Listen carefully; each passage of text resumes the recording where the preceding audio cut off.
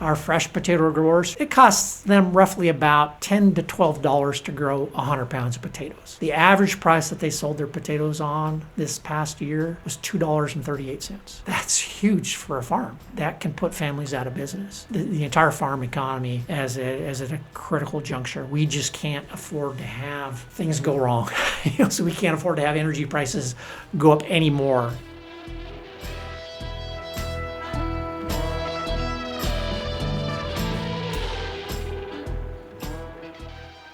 Welcome back to DAM, the official podcast of Northwest Hydropower. I'm your host, Austin Rohr. I can confidently say that I have yet to meet a single person who doesn't enjoy potatoes in some form or fashion. And Washington State is responsible for growing literal tons of potatoes each and every year. Of course, that's great for all of the starchy foods that we love and enjoy, but it's also vital for both the future of agricultural communities in Washington and for our food supply at large. And right now, rising costs are having a significant impact on the state's farmers. Here on the DAM podcast to tell us why that matters and how potato farming is connected to hydropower is Chris Voigt, Executive Director of the Washington Potato Commission, who is kind enough to join us in studio today. Chris, thanks for being here.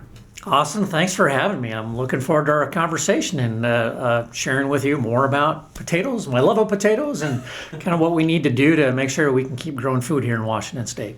Absolutely. Yeah. On a personal note, I'm a big fan of potatoes myself. And Appreciate like I said, I really don't know anybody who doesn't enjoy them. So hopefully this podcast touches people at home in that sense and really, gets them interested in the subject and draws them in. But the first thing we always do on the podcast, the way we like to really dive into every subject, is actually to get to know the people that we're having on the podcast. And so the first question for you is pretty simple. Just tell us more about your background, how you got to be at the Washington Potato Commission, how you became the executive director, and really what led you to where you are today. Yeah, I was actually a kid, kind of rural area. I grew up in Newberg, Oregon, so about 30 miles outside of Portland. But I was a town kid and really didn't have any connections to agriculture. But I noticed that all of my friends were farm kids, and I just kind of naturally gravitated towards that. So they actually got me involved in FFA, or Future Farmers America, in high school. And I loved it. I got involved in like a lot of the leadership things. I was like parliamentary procedure, for whatever reason, really kind of clicked in my brain, and I loved kind of that aspect of it. I remember public speaking. I kind of got involved in that. I remember the first contest I entered was my junior year in high school, and I took 11th out of 12 people at the district level, and I probably would have took 12th, but I automatically got bumped up a spot because there was a guy that threw up during his presentation and never finished. So. But yeah, I got really involved in FFA. I was elected state FFA president. Eventually took a year out between high school and college to serve that. And that was a fabulous experience. Traveled the state several times over, staying with host families. And an 18-year-old kid staying with, 50, 60 different families. It was an amazing experience to see just that snapshot of Americana from, I stayed with, I remember literally my first family I stayed with was just dirt poor, no running water in the house, but happy. I mean, we would sit by their stove in the evening and just laugh and tell stories. And then kind of on the other end of the spectrum, stayed with this other family. I had my own little guest house on the river, and it was just totally dysfunctional. And not that, rich is, everybody who has money is dysfunctional, but it was that spectrum. So it was a great education for me. But then, I went to Oregon State University, got a degree in agriculture economics, started working for some input companies, agriculture, chemical, and fertilizer. And then I was working for a company launching sort of a biological range of pesticides, organic ones that we wanted to introduce. And the company decided they were going to shut down their ag division. They were going to focus on some more of their water treatment products. So I was looking for a job, and I stumbled across a job for the U.S. Potato Board. And so I actually worked for the National Potato Organization for about 6 years. In the potato world, Denver is kind of the Geneva. It's not Idaho, it's not Maine. So I worked there. And then got married, met my wife at a potato meeting. in Fargo, North Dakota, of all places. She was from Boise, and we were just at a meeting there. But got married, started having kids, and I was traveling a lot, didn't want to travel, and so it was an opportunity to kind of slow down a little bit and travel. And so actually the Colorado potato growers hired me. I was there for about 3 years, and then when the position opened up in Washington, I was approached about, and it worked out perfect because it was ability to get closer back to family. Her family was in Boise. My family was outside of Portland. So Moses Lake, Washington was where I'm at now, and been there for 21 years. So that's kind of my story, how I got there. Yeah, and a lot to dive in there, and we will. But I'm curious, just right off the bat. I mean, you talk about having that experience with FFA, and then getting picked up at the U.S. level, getting into the potato world. But did you see that being kind of the crop that you would, spend your career working on, or was it something that you gravitated towards, or just sort of the door was open, you took it, and you've been there ever since? Yeah, that's a really good question, Austin, because when I was in the agriculture, chemical, and fertilizer business, I really lived all over the country. I lived in California and Arizona, did a little bit in Washington State. I was in New Jersey, South Carolina. So I was dealing with all sorts of crops: corn, cotton, soybeans, peanuts, all sorts of vegetables, tree fruit, and I loved potato growers. They literally were the most progressive growers out there, particularly in Washington State, because they just want to become efficient, and they were always willing to try new things and to adopt the latest technology and put it to work. And how can we lower our input costs? How can we lower the amount of water we use or the amount of fertilizer? How do we control? They were just super innovative and really open to big thinking, and that really draw me in. And then my last name is Voigt, which is a very German name, and I'm German. Like my parents, I'm first generation. My parents came from Germany, Horst and Olga, so that shows how German I am. Every German family eats potatoes. I mean, we would literally eat every night. We had potatoes, and any leftover potatoes we fried up the next morning for breakfast. So not only was it part of my family heritage, the love of potatoes, but then just my desire to be around farmers who really kind of saw the big picture and were really open to being innovative and trying new things. And so that's really why I was drawn to potatoes specifically. Yeah, and speaking of those farmers, just to talk a little bit about the commission itself. We always like to talk about kind of what an organization does or what it is, and of course we want to learn that, but also just like who is the Washington Potato Commission? I mean, who makes up the folks that you're representing and serving at that organization? Yeah, a lot of people don't understand what kind of these commodity commissions are, so I'm glad that you asked about that. But the Potato Commission, the growers got together back in the mid 1950s. And went to the state legislature and said, hey, there are things that we need to get done as an industry. We need help with marketing. We need help with research. But we tried doing a voluntary organization, and that just didn't work. So they went, and they essentially what a commission does, a state commission, like the State Potato Commission, what the state gives us is taxing authority, essentially. So everybody who grows more than 5 acres of potatoes has to pay us 4 cents for every 100 pounds of potatoes that they grow. And so that gives us roughly anywhere between $3.5 to $4 million that we get to play with. But there's it's just the growers. That's who are our contributors to the Potato Commission. We don't get any money from the state, no money from the feds. We're strictly a grower organization and funded just by growers.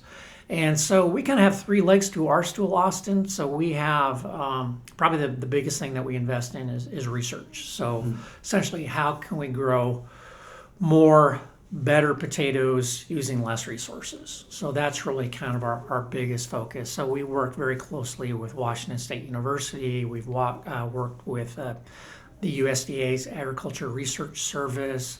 We also partner with the Idaho and Oregon potato commissions and their universities coming together on researching stuff. And then even the University of Washington has helped us with some nutrition research. And so research is the number one. So that's the first leg of our stool. Second leg of our stool, I would say, is government affairs. That's probably where we spend the least amount of money, but it probably takes up the majority of our time. Just because it seems like we're playing a lot of defense, most of the time. So we actually have folks that help us in Olympia and also in Washington, D.C. So that we want to be the voice of the potato industry, and we literally get involved in anything that affects a farmer. So it could be a transportation issue, it could be research issues, it could be trade issues, it could be labor issues, environmental issues, nutritional issues, school lunch programs. It's a very broad list of areas that we get involved at the government affairs. But, we technically don't lobby. Most of our time is really spent just kind of educating legislators on kind of what we do and why it's important and what proposed legislation how it might affect us. And we try to do it very objectively, pointing out the pros and cons of legislation. And then the third leg of our stool is sort of what we call sort of marketing PR. But we made a strategic, and so that used to be the biggest thing that the Potato Commission did, just before I got there, promoting potatoes, promoting Washington potatoes, advertising them, and so forth. And then, we kind of made a strategic decision. Oh man, I think we did our first long-range planning meeting maybe about 15 years ago, and we decided that it makes more sense for us, instead of promoting potatoes, what we need to do is promote agriculture. We need to tell the farmer story to the public. And so I thought that was pretty bold of the potato growers. They decided we're not going to promote our crop. We just want to promote what we do and educate everybody on what it takes to grow food and get it to their tables. And so, that's really kind of what our biggest focus is in the way of marketing and PR, is really just kind of communicating that story. So we actually created a television show. Maybe some folks have seen it, probably not in the Vancouver area, unfortunately, because it's served by the Portland media market. But throughout the rest of the state, we produce a TV show called Washington Grown. And so it's a great storytelling program. We've actually won 4 Emmy Awards with our program.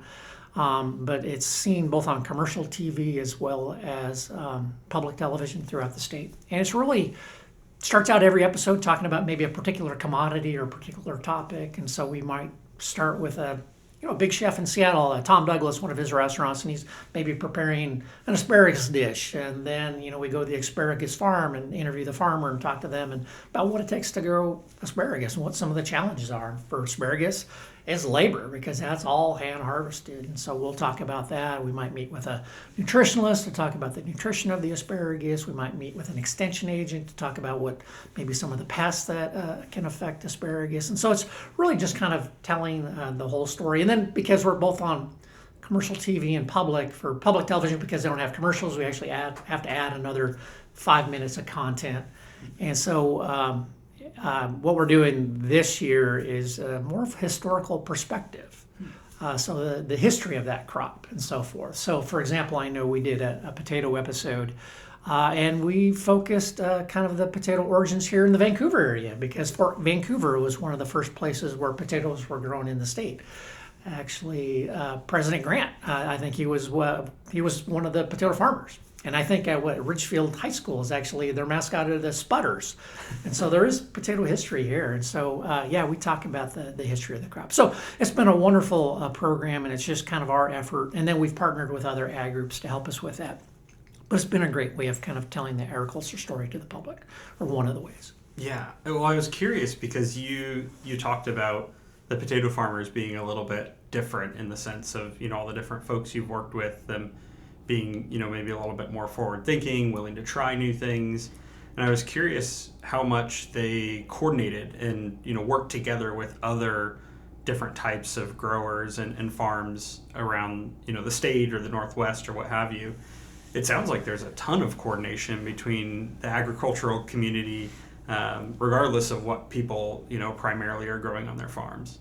Yeah, it's easy for us to kind of fall in our little silos and me only worry about potato things. But, we recognized a while ago, when I got there that, the more voices we can bring to an issue, the better it is. And so we've kind of lowered those silo walls down and have really reached out and partnered with, everybody in the state. I meet pretty regularly with all the ag groups, and, we all come together collectively as a big group at least once a year, prior to the start of the legislative session in Olympia, and we'll sit down and kind of talk through a lot of issues. Who's going to do what? What are the key talking points? And so we have that type of organization. But yeah, there's a lot of collaboration, and then we collaborate a lot with other potato organizations, around the country and nationally. And actually, like the Oregon Potato Commission and the Idaho Potato Commission have been strong partners, where we're actually doing a lot of joint research together. It was actually formed out of when we had the recession back in like 2008, 2009. The state had a big reduction in their budgets, and so WSU's research got cut, and we were just worried about losing all these positions. So we decided, why don't we come together as the three states? Because, if we lose an entomologist, someone who studies insects, through budget cuts, we could rely on the one maybe at the University of Idaho or Oregon State. And so there's that type of sharing of researchers and resources. So yeah, collaboration is really critical. And that's why, we're part of the Northwest River Partners too, because, the hydropower and the dams that create that are so critical to all of agriculture. And so that's why we like to partner with you guys, because, you are the leading authority on that and are such a wonderful voice about communicating to the public as well as to policymakers. And we appreciate the work that you do. So that relationship is really important to us too. I really appreciate that. Thank you. And we're definitely going to talk more about that. But and maybe this is part of that answer. But I'm curious, just sort of at a really high level, right? You talked about working in Denver, that being kind of a big hot spot for potato growers in the country, to being in North Dakota.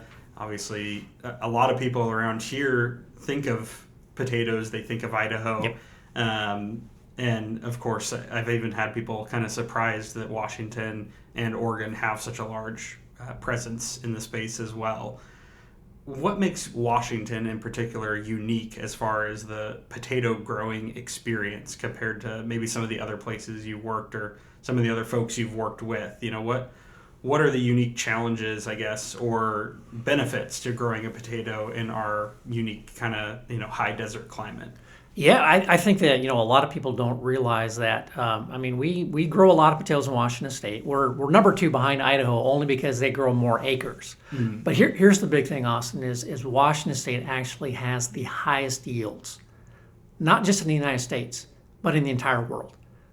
We can produce more potatoes on an acre of ground here in Washington than anywhere else in the world. So that alone makes us incredibly sustainable, because for every unit of, let's say, nitrogen fertilizer you use, we can grow so much more potatoes here in Washington with that one unit of fertilizer than you could anywhere else in the world.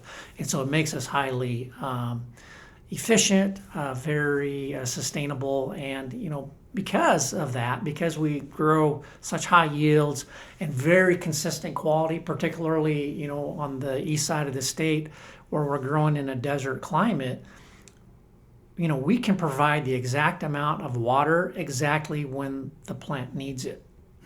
Because of, for example, in this situation, Grand Coulee Dam, that's where the diversion point is for a big irrigation project, the Columbia Basin irrigation project there in central Washington.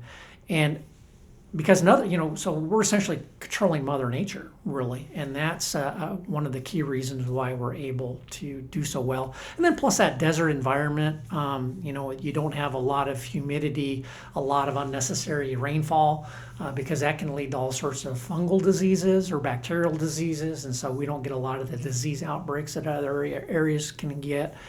And then just, our northern latitude, we're probably about, 400 miles farther north than the key production area in Idaho, or 300 miles. And that 300 miles actually makes a big difference. So the days are that much longer during the summer.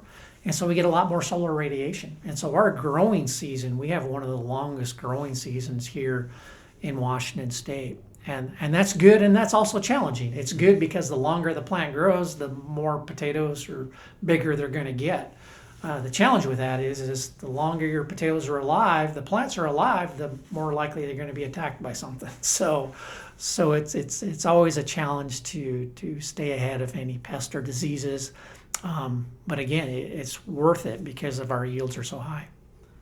I've also heard in maybe maybe there's some truth to this, I don't know, but somebody mentioned to me not too long ago something about essentially the lack of cleaning required for potatoes grown in this area, that maybe because of the more sandy, deserty type of soil that they came out of the ground and didn't require as much, they weren't as muddy, so to speak, or anything like that. I don't know if there's any truth to that or not, but it was an interesting fact I had never heard before. Yeah. Actually, and that's some of the challenges, particularly on the west side of both Oregon and Washington, the soils are a little heavier lots of times. And so there can be muds, and we can get dirt clods. And the potatoes can be muddy, but then also we're harvesting a lot of dirt clods too.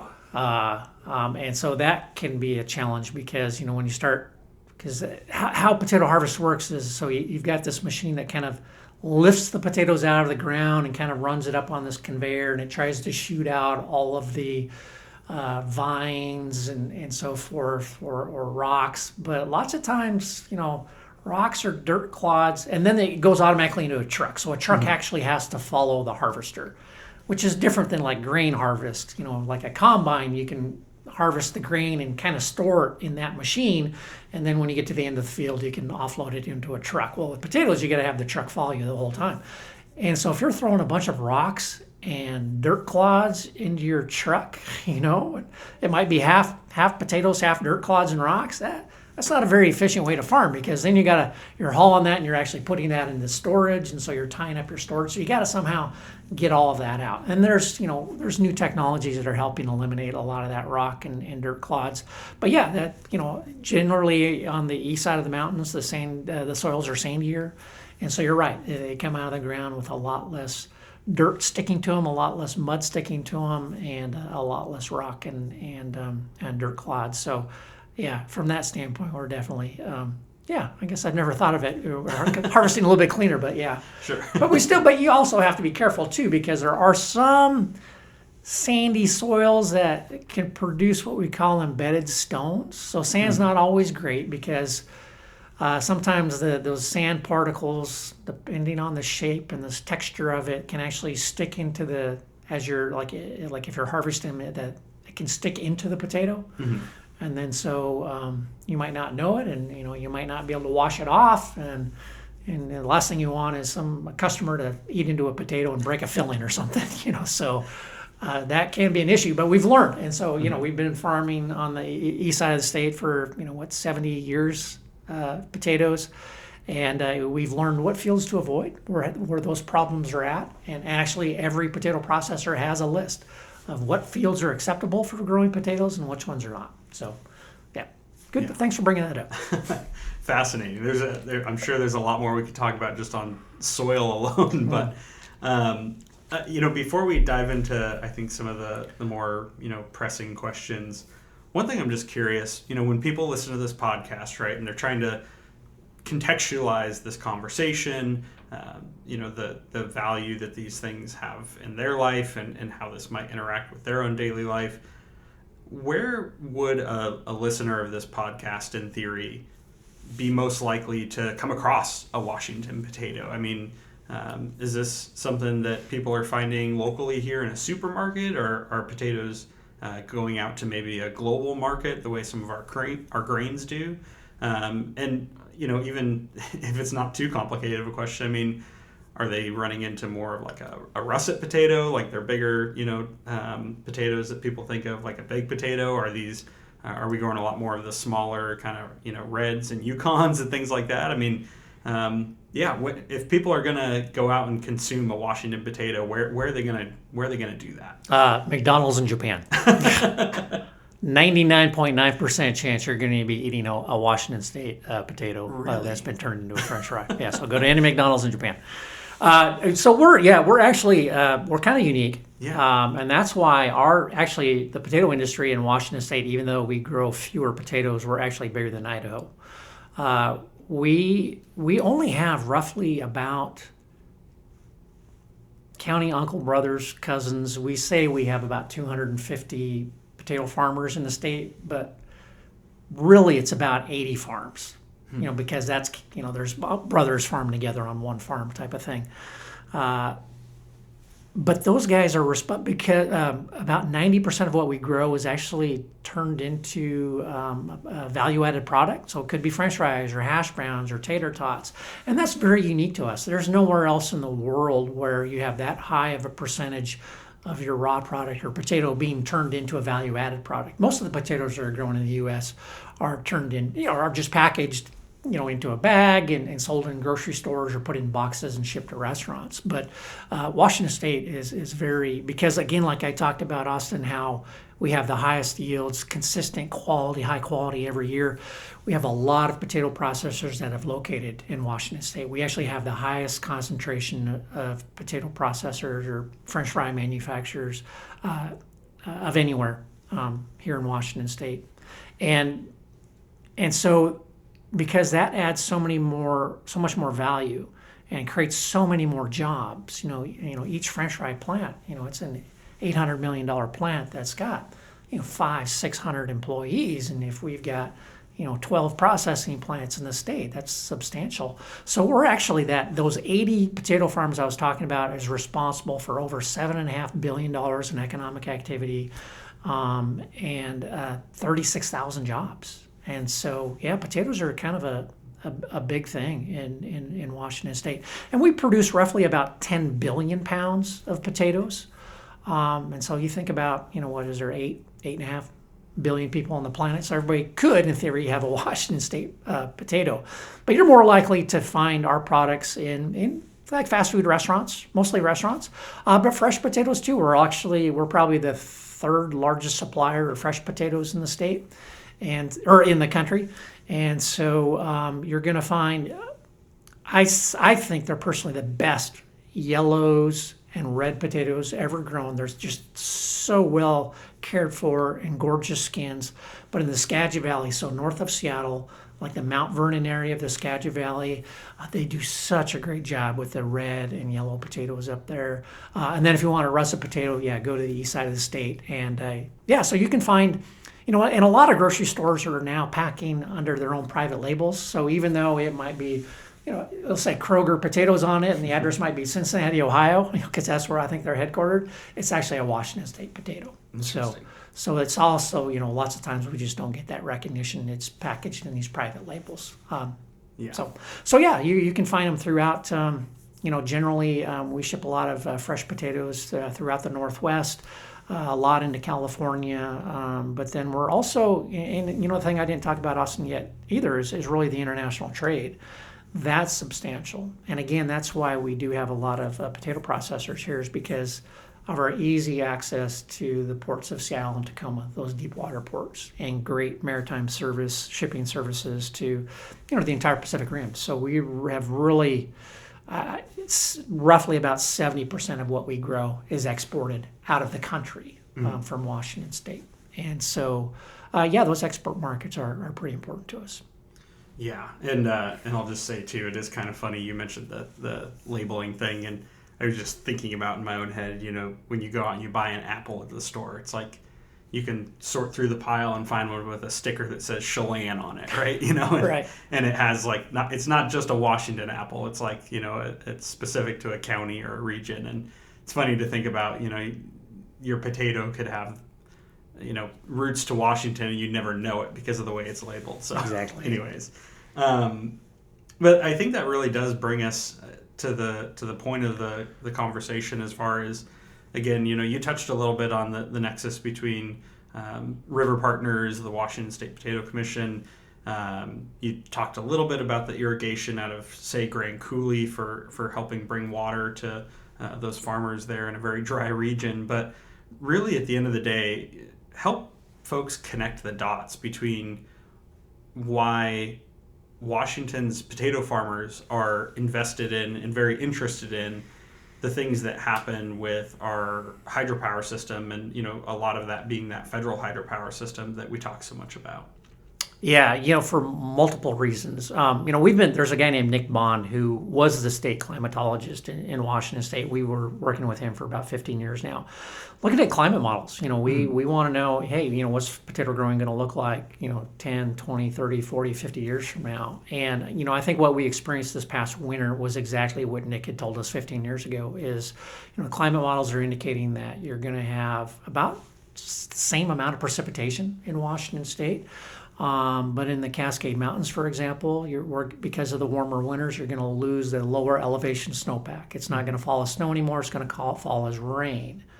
And then in the spring, so you'll have less overall snowpack. And snowpack is so critically important because it is what provide, that's sort of our reservoir in the sky, a reservoir in the mountains. It's not a dam, but it's a reservoir because it's storing the water that farms are going to need, that cities are going to need, and that fish are going to need.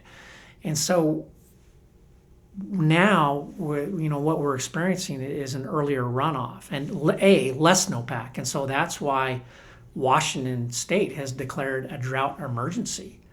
But here's the funny thing. We got about the same amount of precipitation. We got normal precipitation. It wasn't a drought, but we have a snowpack drought.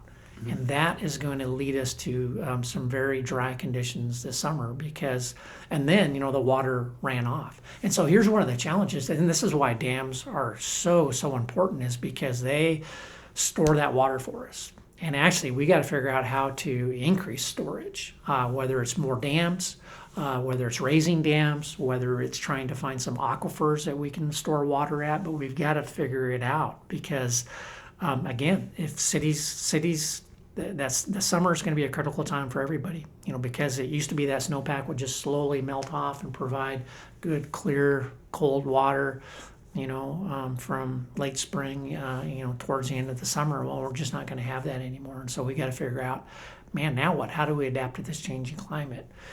And so we're fortunate, though, that about 90% of the potatoes are grown in eastern Washington. And if you look at the climate models for the Columbia River, the headwaters of the Columbia River, because like behind Grand Coulee Dam, they actually look good. It's almost near normal precipitation, near normal snowpack.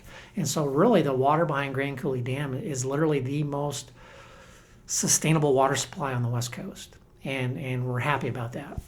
But it's going to be a challenge for a lot of folks. So particularly, our growers that relying on water from the Cascade Mountains. And most of that would be in the Skagit Valley, kind of north of Seattle. Yeah, they're in a dire condition here. And then folks like who are growing food in the Yakima Basin, the Yakima Valley.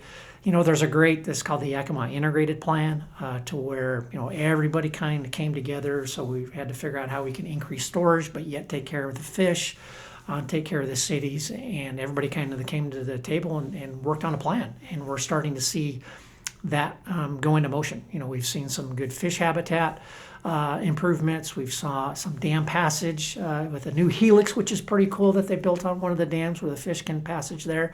And now they're working on creating additional storage. And so all of those things are going to happen for us to adapt to kind of a changing climate.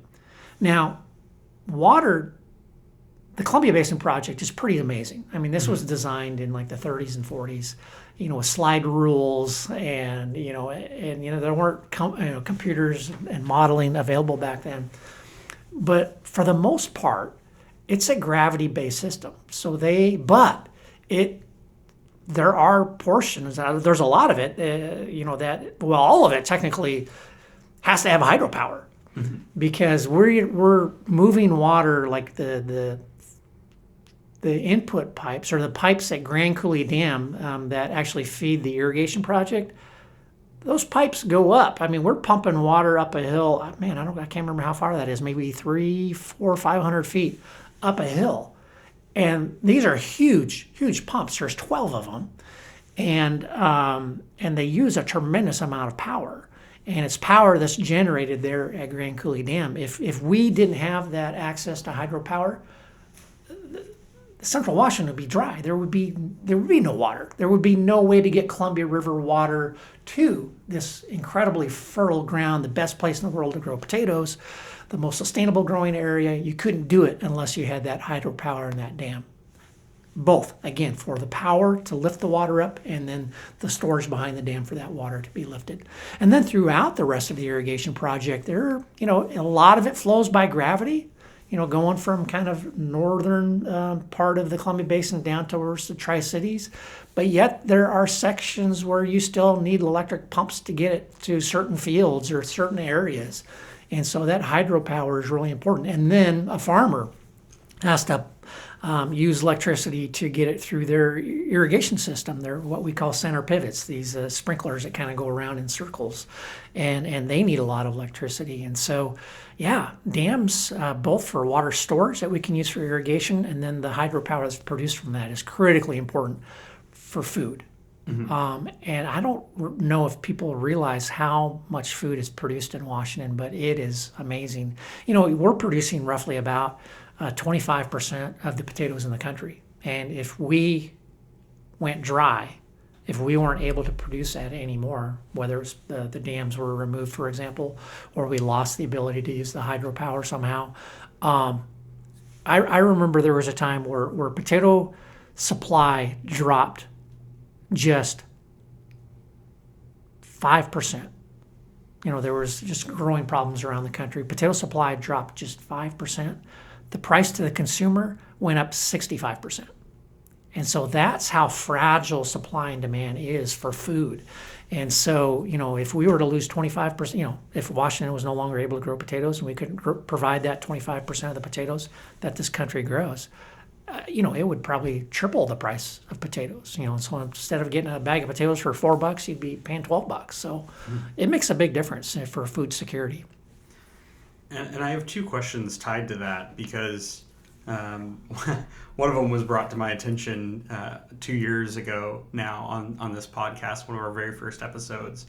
And that was actually the issue of energy reliability. So even if we're talking about, not totally losing the hydropower system, but maybe, giving up a certain amount of dams and seeing that reliability decrease or through different operations at those dams that lower our overall reliability in the region, that just a very short window of time, say during a heat wave in the summer, if we were to lose power because we didn't have that grid reliability, the crops likely could not endure without access to that irrigation over that period of time of not having power to continue irrigating and pumping and providing that water. Yeah. I'm curious, like for a potato, for example, what kind of, power system outage could they endure, or is that just not even a question? Would that just wipe out a crop potentially without water for a sustained period of time? Yeah, and Austin, this is real life. These things, right? we've had a group of growers who farm in a particular area, and the power company came to them. It was a heat wave that was going on. There was just high demand for electricity everywhere, and they contacted the growers. And these guys pump out of the river directly, so they've got big electrical pumps that are pumping out of the river to do their farms. And the power companies came to them and said, we're sorry to let you know this, but we're going to have to do rolling blackouts. Mm-hmm. And because you guys have these big pumps, we're going to have to shut you down during those periods of time. So be ready for that. And it's scary because once you fall behind in irrigation, you can't catch up. So let's say you had to turn off your water for 2 days during a time where it was 110 degrees out. The plant, it's hard to describe that. Physiologically, they just sort of harden up because they're in survival mode. They just have to close all of their pores and stomatas, and they just kind of go into hibernation mode. And sometimes it's hard to break them out of that. You can't get them back to 100% efficiency when that happens. You've stressed the plant so much that it won't recover 100%. And so it might only come back 70% efficient in being able to take up water, and the plant will just suffer, and it'll be stressed, and it'll reduce your yields, reduce the quality of the plant. So that can happen just after, turning off the water for a day. And if it goes longer than that, it can be pretty serious. So yeah, once you start dehydrating a plant, you can't come back from that. And so that's why it's important to have reliable electrical supply, and we need more of it because literally we were faced with it, and this was I think it was 4 years ago, and now think about the power demands. Has grown even more, and we're in a precarious situation, and we're worried about that, and it's affected. We had an opportunity. There was a company from actually India that wanted to buy or build a new French fry plant in Washington, and that would have helped our growers. But the power wasn't there. They just the grid just couldn't support them. Then also, another critical piece of infrastructure that we want, or that we were interested in, is a fertilizer plant. We want to be able to have local access to nitrogen fertilizer, because right now we're importing all of that. We don't have a local source here in Washington State. So there was a company that was going to produce kind of a green fertilizer, nitrogen fertilizer, where they were going to use electricity to produce hydrogen gas, and then would use that hydrogen gas to help us produce the ammonia necessary to produce nitrogen fertilizer. And we want that. But again, there's just not enough electrical capability. And so it's problematic. And I know a company from California wanted to move up here and start growing tomatoes. Actually, they were working, I know there were about a dozen potato growers where we're growing 5 acres of tomatoes, just because this company wanted to see how they yielded, what the quality was like, and was it feasible to move some of that production from California up to Washington. It worked great, but again, power was the limiting factor of whether they could actually build a tomato paste company. So it's problematic. And the other part of that is, and they kind of go hand in hand, but of course the other question is affordability. The affordability of energy is a big deal, as we've talked about probably for listeners of this podcast. We've,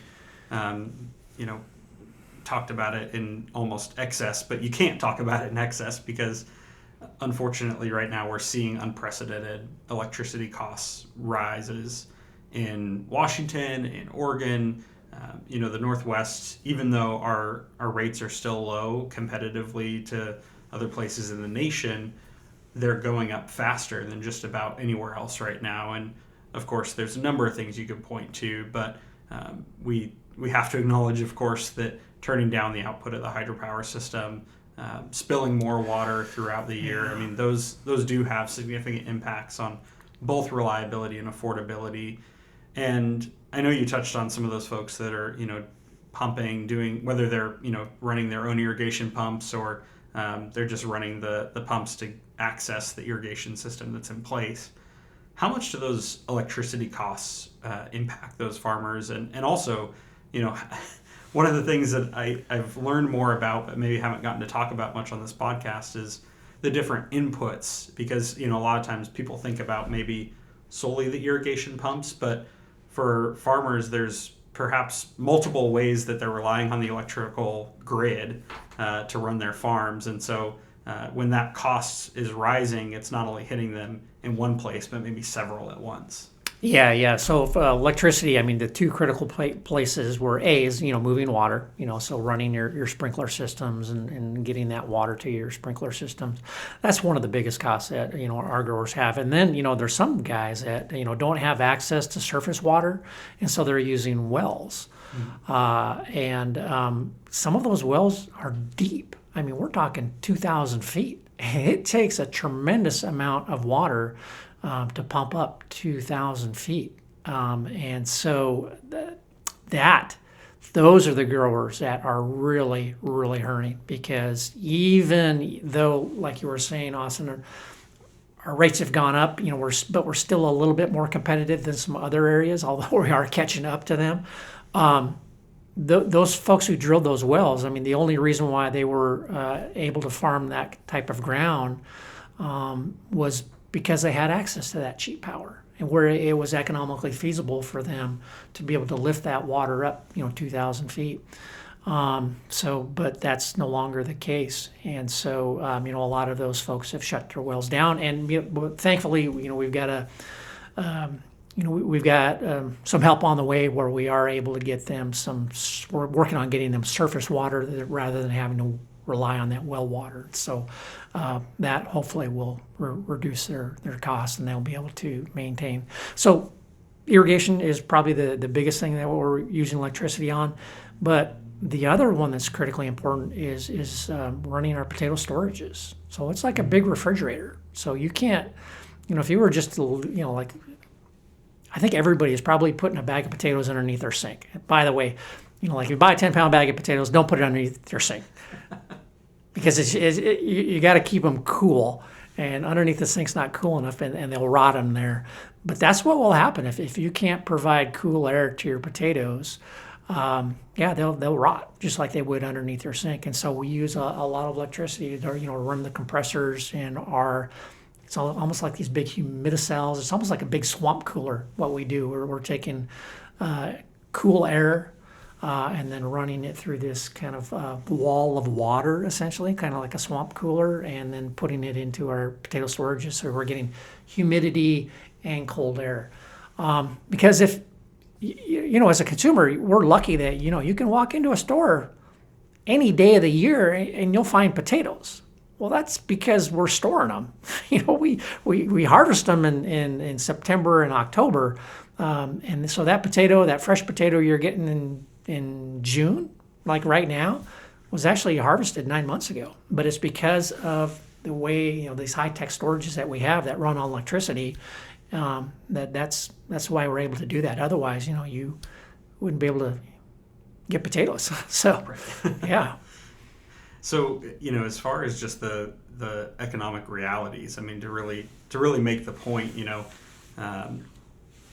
rising electricity costs are just one part of the equation. But as far as, what farmers are experiencing in this state, I know we've heard a little bit that, whether it's the wheat farmers or whether it's potato growers or whoever, there's some real challenges right now. So I'm just curious, what are the farmers facing at this moment? And, if we start talking about something, say like dam removal that significantly could drive up costs, is that something that those folks are in a position to absorb the impact of, or is that sort of a breaking point for a lot of people? If we're talking dam removal, for example, there will just be farms that go out of business because they are currently relying on the reservoirs behind those dams. So for example, on the Snake River, there's actually, that is the highest yielding fields were recorded in Walla Walla County along the Snake River, the most incredible productive potato fields. But yeah, if we lose those reservoirs, it'll be impossible to farm there anymore. Because that's where we were pumping water out from those reservoirs. But yeah, the electrical costs are critical. That we've seen rates going up there. The input cost, particularly now with the war in the Middle East, has really impacted fertilizer prices. We're now just about to experience that. Potato farmers were a little bit protected because literally everybody kind of bought their fertilizer ahead of time. That's just kind of how they do it. They kind of buy their fertilizer for half the growing season, and then they'll buy the second half of their fertilizer for the rest of the growing season.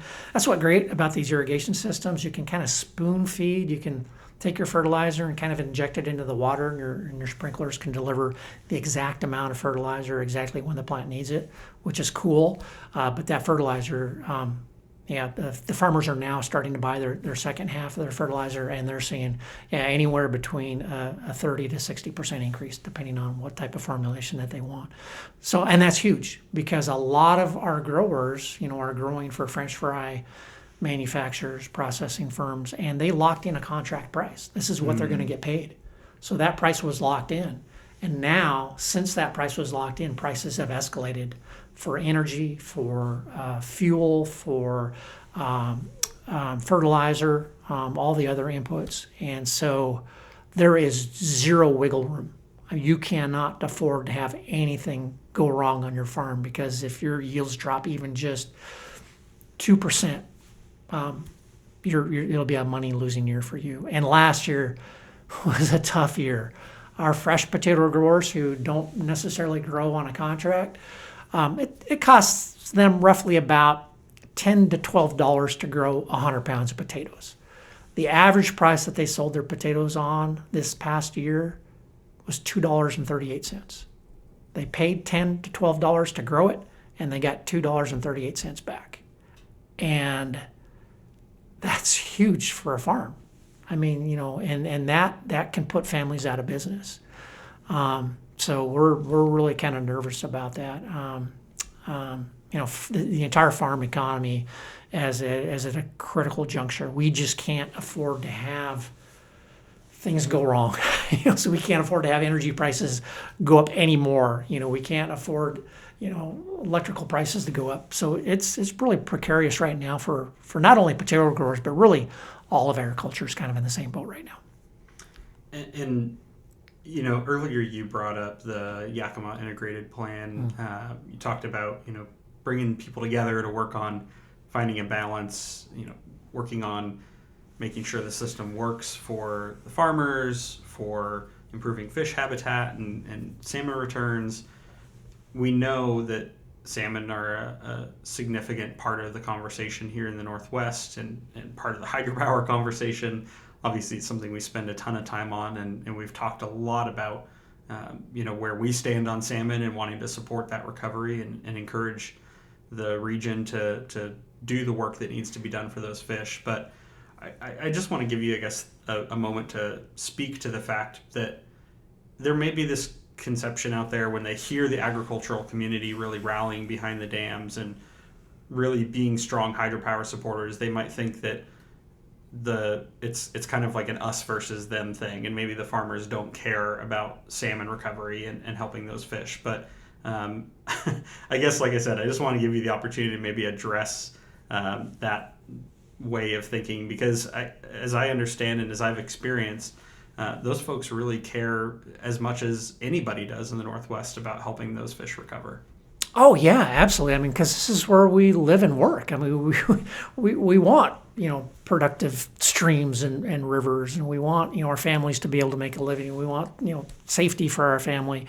I think we could solve if we could put farmers in charge of the river system. They are the most pragmatic, follow the science people I've ever seen in my life. They will find the efficiencies. They will find the easiest, best ways to make a true impact, because that's what they do with their land. Every farmer I know, when they inherited the land or took it over from their dad or purchased it themselves, has made it better. And so farmers are incredibly pragmatic and great solution solvers. And I think if you lock some farmers together, just like in the integrated plan, bringing farmers together and the tribes together and the environmentalists together and the cities and towns together, they made progress, and what's killing us is this litigation. I mean, it's just not helping. Let's get in a room and recognize that, everybody has an agenda. Everybody wants something. We can't get all that we want, but we're all gonna get something, and it is going to raise the tide for all the boats. It's going to help all of us and making true impacts today. So let's talk. And I'd rather have copying the integrated plan, for example, having that approach dealing with the Snake River dams, for example, and other water projects in the state. Just because when we all go in there knowing that we're not going to get our way 100% of what we want, but that we are going to get something. I think everybody benefits from that, and it's going to save fish. It's going to have us save farms. It's going to have us save homes and families that are really struggling to make ends meet right now because of the lack of affordability for so many things. And so, man, I think just really kind of talking and working through things is so much better than litigation. But that's kind of, again, coming from kind of the farm community. That's what we believe in. We work with our neighbors. We might have a dispute with our neighbor on something, a piece of ground or what have you, but they always come together and work through it and to really make things better than what they were. And so, yeah, I'm all about let's get out of the courts and let's get around the table and really make a commitment to making progress. Amen to that. Well, I guess just kind of one last question for you here. As far as the future goes, as far as kind of what's on the horizon, what do you hope that listeners of the podcast might take away from the conversation, might understand better about Washington's potato farmers and agriculture as a whole, and also maybe what they can do to help support that future and make sure that the the future is a little bit brighter and maybe not so scary or doom and gloom for the people that are growing our food supply here in the Northwest. It's funny because polling work, actually farmers actually have a pretty good reputation, but there's so many people, kind of the TikTok crowd, that think they've never farmed in their life, and yet they're proposing all these ideas for how we can farm better. It's like, you got to talk to a farmer, and that's why we created the TV show called Washington Grown, to really kind of show people literally what it takes to grow food. And man, I think the thing that would really help out everybody is just appreciate where your food comes from and don't take it for granted, because we have an amazing food system, but it can be fragile. Throwing little things at it, increased fertilizer prices, increased energy prices, increased electrical prices, it can be fragile. It's a resilient system, but it is also fragile. So yeah, just buy Washington potatoes, buy Washington products, support farmers, and actually, because most of the farmers here in Washington are not only feeding Washingtonians, but we're also feeding a lot of people across this country.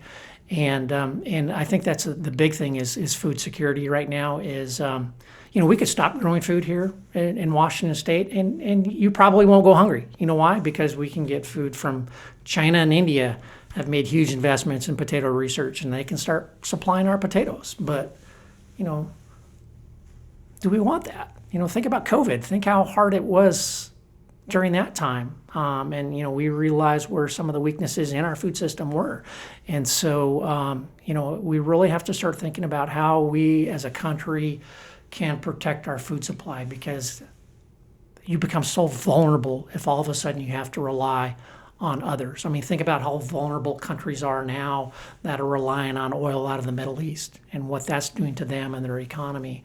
That can be even worse situation with food. So yeah, let's not take our food for granted, and let's do what we can to make sure that our country can produce all the food that we need. And I think that is probably one of the most critical things that I want to share with your listeners, is because, there's a lot of conversations about, we're trying to, farmers are going out of business. We're kind of regulating them out of business, adding on a lot of cost to them that they've never had before.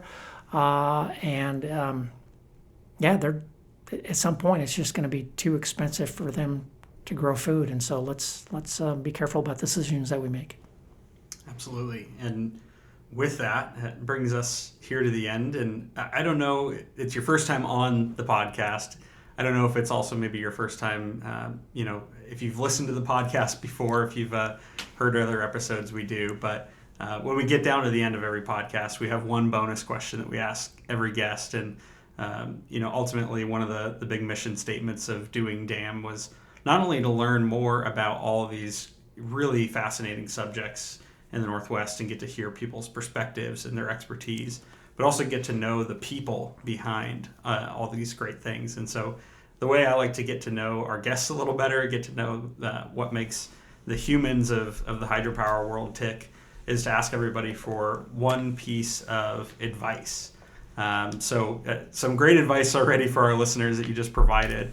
But as far as just kind of your day-to-day life, the things that resonate with you, the things that guide not only what you do in your professional world, but in your personal life as well, whether that's something you just heard or something that you've lived by for a long time, the floor is yours to provide just kind of a piece of life advice that you'd like to give folks. Boy, I don't know if I'm qualified to give life advice, but I think something that's helped me, Austin, is I just like to have fun. Mm-hmm. And even if it's a serious issue, I just have fun doing it. And I think that's why I love potatoes. And, probably 80% of the stuff I deal with are struggles that we're having to deal through. And I could be very pessimistic and have an awful attitude having to deal with kind of sort of the negative stuff that we're faced with. But I also see the opportunities and, what the future might look like. I mean, we've got some really cool new technologies that we want to implement on creating the next great new potatoes through traditional breeding. Really excited about that. We're, and Congress is willing to work with us on that. So dream big, people. I mean, that is my thing is dream big, because you can actually make some pretty cool things happen and have fun doing it. I'm like probably you. I sit behind my computer a lot, but I'm an old guy, but I'll get out in the parking lot and ride my skateboard, for 10, 15 minutes, to kind of get away from the computer screen for a little bit, or go for a bike ride, or, get up in the mountains, on the weekends and types like that. So just enjoy life, have a good time, love on your family. So having fun eating potatoes. I don't think it gets much better than that. Yeah. And I have personal experience. Potatoes are so incredibly healthy and nutritious. You could literally live off them if you had to, for at least 60 days. I ate nothing but potatoes once for 60 days straight. Nothing but potatoes, literally. Nothing on them. And I actually got healthier. I was hoping just to be alive at the end of 60 days, but I got healthier. So eat your potatoes. Amazing. Awesome. Well, thank you so much for being here. Like I said, we really appreciate it, and look forward to continuing to work with you here for the foreseeable future. Thanks, Austin. It was great being here, and I appreciate the time together.